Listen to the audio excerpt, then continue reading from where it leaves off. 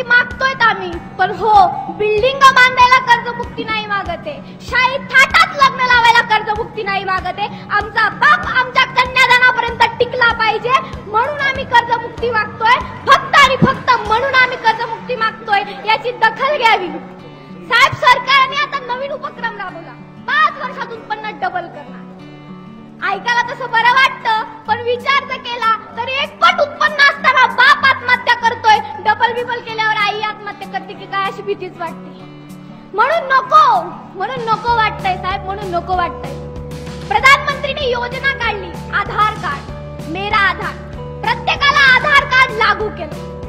साहेब तशीच मी विनंती करते, माझ्या बापाच्या गळ्यात, तमाम शेतकऱ्यांच्या गळ्यात सीसीटीव्ही कॅमेरा बसवावा, असा कायदा तयार करावा, कारण माझा बाप घरी येईल याची कुठलीच नाही।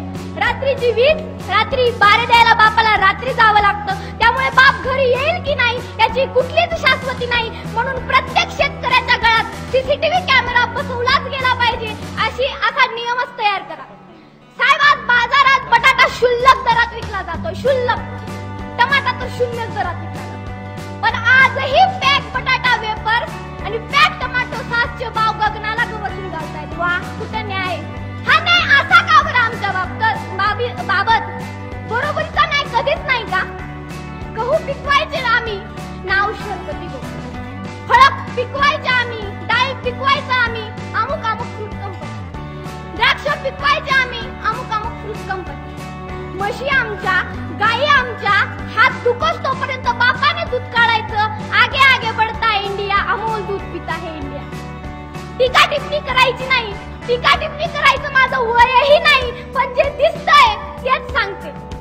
अमोल माझ्या बापाचं नाव नाही, अमोल माझं नाव नाही, अमोल माझ्या गाईचं नाव नाही, अमोल माझ्या म्हशीचं नाव नाही, अमोल दूध पिता है इंडिया। असा न्याय, असा उलटा न्याय 2014 मध्ये वाटलं, आजचे दिन येतील, आमचेही आजचे दिन येतील, कारण चहा विकणारे देशाचे पंतप्रधान, फळभाजी विकणारे महाराष्ट्राचे उपमुख्यमंत्री होतात, तर आमचे दिवस येतील असं वाटलं, पण उलटच झालं। चहा पिकवणारा आजही आत्महत्याच करतोय आणि भाजीपाला पिकवणारा आजही आत्महत्याच करतोय, ही दुर्दैवी परिस्थिती आमच्या बाबतीतच का? आत्ताच माझ्या भगिनीनं आत्महत्या केली, कारण हुंडा। मीडियाने चांगलाच मुद्दा उचलला, त्याबद्दल त्यांचे मनपूर्वक आभार, पण आजार ताप आणि इंजेक्शन खोकल्याचं दिल्यासारखं झालं।